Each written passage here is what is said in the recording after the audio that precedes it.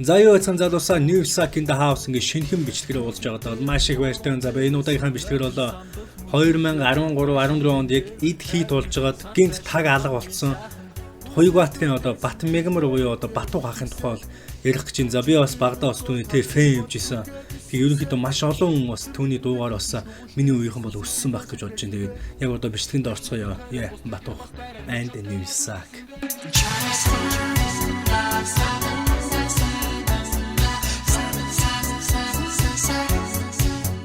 За Батух ахын хувьд бол 1988 оны 8 дугаар сарын 23-нд Улаанбаатар хотод төрсөн. За хүүхэд насны ихэнх хугацаанд бол Хинтэн аймгийн Бор өндөр хотод бол өрнүүлсэн байдаг юм байна.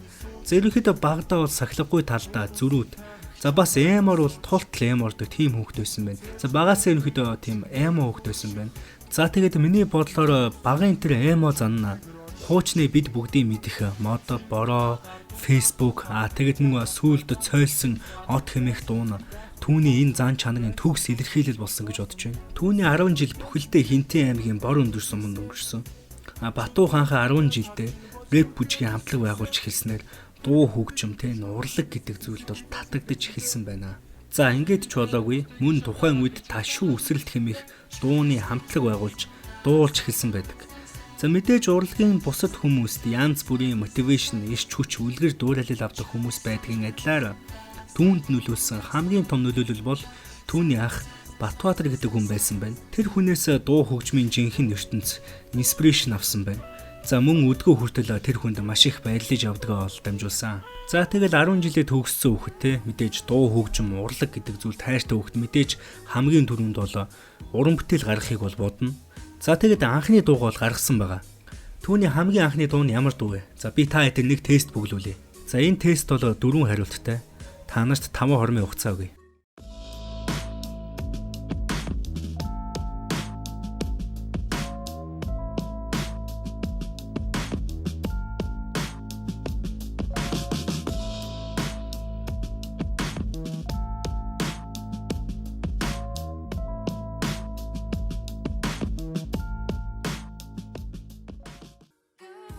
Вау, тийм ээ. За тэгэхээр саяны асуултанд зөв хариулсан бүх хүмүүстээ маш их баяр хүргэе.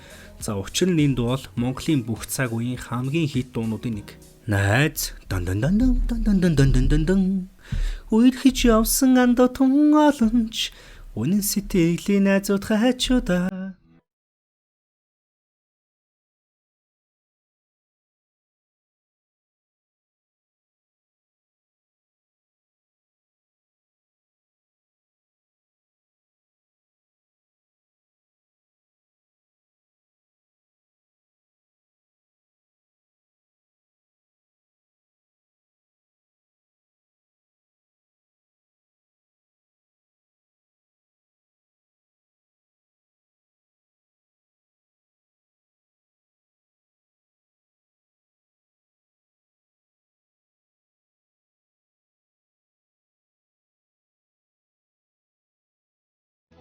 За тэгэл энэ үеүүдэд бол Батух ах ёстой л Монголд хийт тулж чадсан.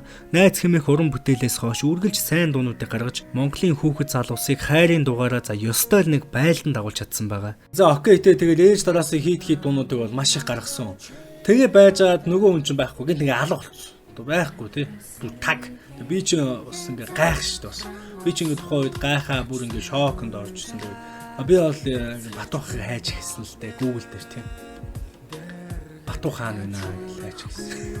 Тэр чи юу гэж мэдэн штэ ингээ гуглж авах мэдээж одоо юу гэж Батух энд байна тиймд байна гэж дагааж хэлсэн.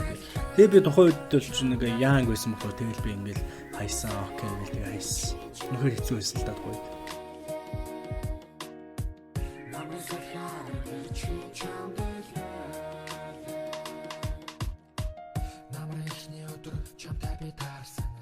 За мэдээж та бүхэнд бол энэ асуулт хамгийн сонирхолтой байгаа. За Батух гэдэг хүн яагаад гинт алга болсон бэ те? Энэ яагаад юм бэ те? Яагаад гэсэн чинь гэр бүлийнхээ амьдралыг эхлүүлсэн. Тэгээ гэр бүлийнхээ амьдралыг эхлүүлж өөр нь бас студийн хөгжмийн найруулга. За энэ бүх зүйл дээр энэ ажил дээр өнөөхдөө яг нэг фокусж ажиллаж эхэлсэн байна.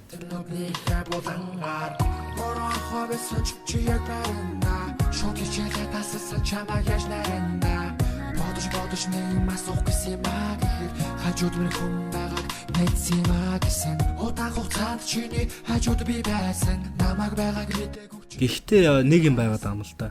Ямарваа нэгэн одоо хийсэн юмтай хүн те уран бүтээлтэй хүн ч байдаг юм уу те хийсэн юмтай хүн гинт ингээ алга болчихоор түүний хийсэн зүйл нь мэддэг те.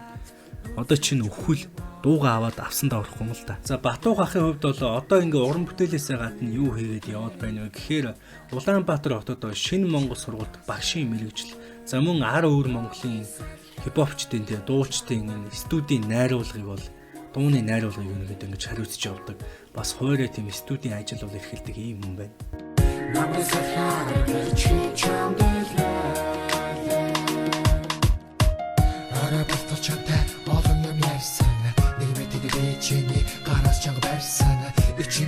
За тэгээд та бүгдийн мэддэгчлэн мэдэж байгаачлан Батуух ах болоо 2021 онд өөрийн Од гэдэг дуугаар бол бас цөмөрч гарч ирлээ.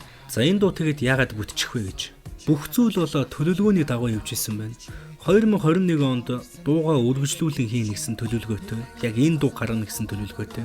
За тэгээд ерөнхийдөө ковид гээд их цаг хугацаа бол түүнд бэлгэлсэн байна. Од дуугаа 1 сар өөрийнхөөс жижиг өрөөнөөс гаралгүйгээр бүтэн 1 сарын хугацаанд бол бичиж дуусгасан иймэрхүү дуу байгаа юм байна. Ах ерөнхийдөө бас их дуу муугаа бол бас тиймэрхүү тийм философи хэмжээнд бас жижиг өрөөнөөс гаралгүйгээр бас хийд юм шиг байгаа тий.